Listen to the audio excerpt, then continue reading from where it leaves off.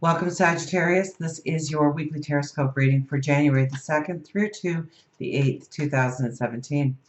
My name is Tilly, and this is Carol with Tilly. And before we begin, thank you. Thank you truly for all of the positive, loving, supportive energy you send my way each and every day.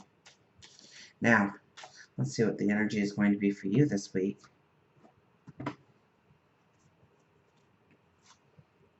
Five of Swords. Well, gonna stand your ground.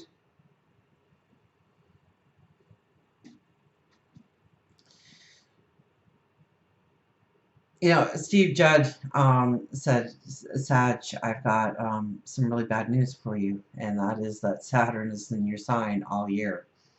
And I've got some really good news for you, and that is Saturn is going to be in your sign all year. And that's probably the best way of putting it. Because this is where we are going to define who we are going to walk forward with. This could be family, close friends. This could be work life. Many of us, you know, that's our second home, right? And spend more time with our work associates than we do with our families sometimes. And this is really choosing who is a strength in your life and who is not a strength in your life, who is opposing you and who is with you, and who do you want to be with and who do you want to oppose. And this is standing your ground for what you believe needs to be in place going forward. Six of Pentacles, this is the give and take in relationships. Queen of Cups. Okay, you need to love yourself. You need to put yourself up on a pedestal. You need to admire yourself. You need to know what you bring to the table. The love, the compassion that you have for another. Sag is one of those signs that they want to make sure everybody else is happy and content before they worry about their own happiness and contentment. And you need to change that. This week at least, you need to change that. And you need to look at your wants, your needs, your desires, and make them the priority they need to be. Four of Cups crosses over the Six of Pentacles. So this is where we are grateful for who we have in our life, what they bring to our lives, where the opportunities open up because they're a part of our life, where we feel more grounded, where we feel more secure, where we feel more loved because of a certain relationship, a certain person. It's understanding the give and take, and with the gratitude card there, we really need to take a look at being grateful. So if somebody's really been getting under your skin lately, maybe we need to view that person with new eyes and understand what they bring to the table in our lives.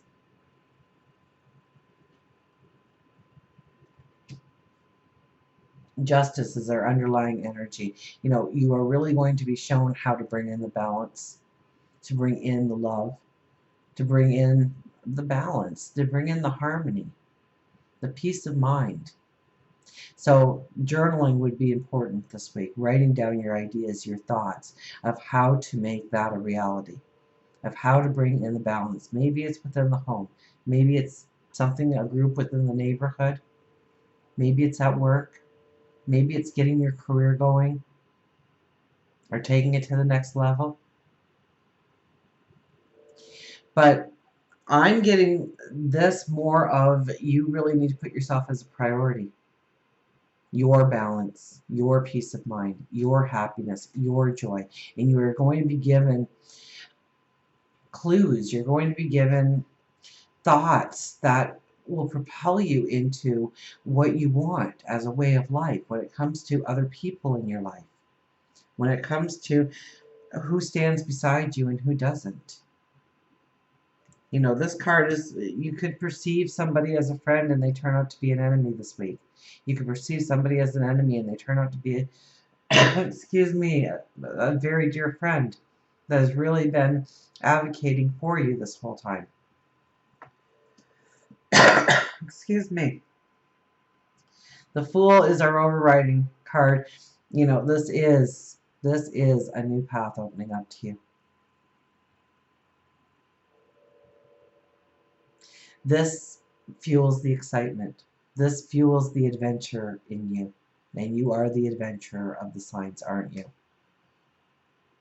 This is for a new journey. This is stepping into a new path. So definitely a new path is going to be opened up to you, or you're going to see how you can step into that new path that you have been thinking about, but other people and their needs and wants have gotten in the way.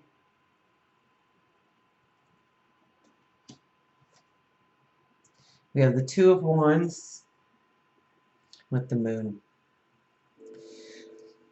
And the balance really needs to be within you. There's an imbalance. There's part of you that wants to go one way and another part of you that says, oh no, we can't do that. We got to go this way. And you're having this internal argument with yourself. So meditation, prayer, reflection. This is about centering yourself. This is about being true to yourself, being honest to yourself about what you truly want, need, desire. Because it's almost like you're having conflicting thoughts constantly this week about what is actually going to bring in that inner harmony, that happiness, that joy, that contentment, that peace of mind. So it's not so much a week of doing, although we do have a new path opened up to us, but you really have to understand your own magic, the depth of your magic. And you really need to look at your close personal relationships in the family, in the home, close friendships, partnerships, alliances. For work and career, look at this, the Nine of Cups. Your wish is my command. Anything is possible.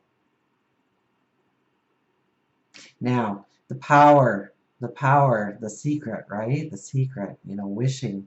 This is your wishes and your dreams coming true. It's fueled by your emotion of how much passion you feel towards a certain direction.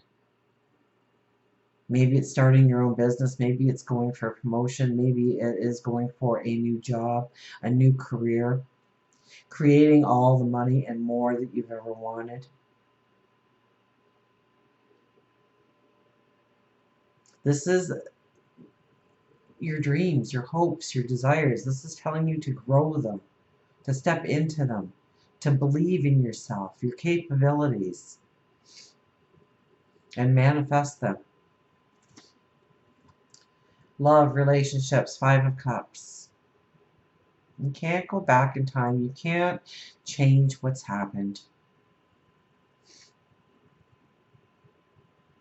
You have to take it from this day and move forward.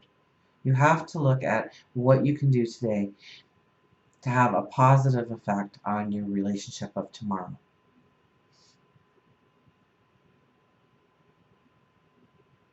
Now, if you are looking for somebody, you are single, and somebody comes into your life this week, they could do one of two things. They could really point out the negative, and you will want to get as far away from that person as possible, or they're going to start pointing out the positive in you. The parts that you don't even see because you take for granted, because they're just a part of you. If you're in a relationship, you've got to stop digging up the past and trying to reverse things, or trying to justify, or trying to appease.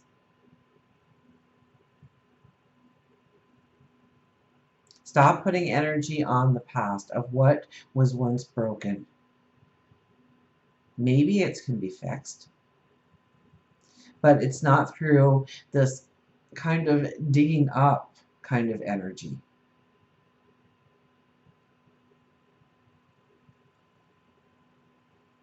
If you've made some wrong decisions about what you've allowed in your life, this is the time when you're going to stand strong, or you should stand strong and say, you know what, it's not going to be this way anymore. It's got to be this way.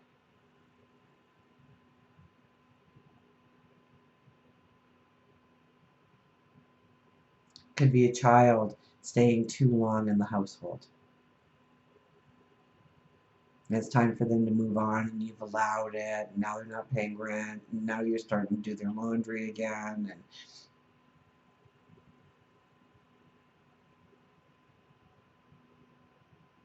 And this is, I think, where you need to draw a line. This doesn't say you will draw a line, but I'm telling you the energy is here that you need to draw the line. You need to say this needs to change going forward. It could be with a spouse. It could be with a very close friend. Somebody dear to you. Somebody that you don't want to hurt. And maybe you've wronged somewhere in a decision down in the past, but now's time to make the new decision. And we'll pick one card for our middle focus, and we have the Ace of Pentacles. Abundance. This could be your health, your well-being. This could be material items. This could be finances. You're not stepping into this path quite yet, but it is there. The potential for this new path is definitely there. And you need to focus on what you want to walk into, who you want to become, where you want to put your energy, to bring in maybe more money, more time, more resources, more love. And until we meet again, remember, I do love you.